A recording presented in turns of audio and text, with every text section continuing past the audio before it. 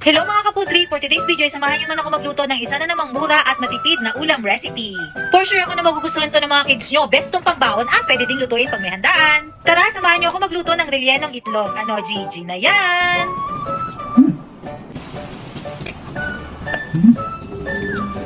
Kailangan lang natin maglaga ng 5 itlog.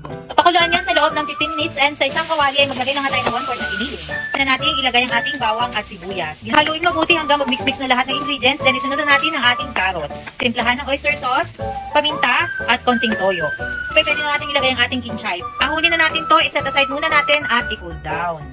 Next step natin mga kaputri pa yung ating boiled egg. So ay hahatiin na nga natin to into 2. Pag nahati nyo na nga mga kaputri pa, ibukod nyo yung dilaw sa puti. I-mash lang po natin yung dilaw hanggang sa madurog. Then pwede na po natin ditong i-mix yung ating giniling na naluto kanina.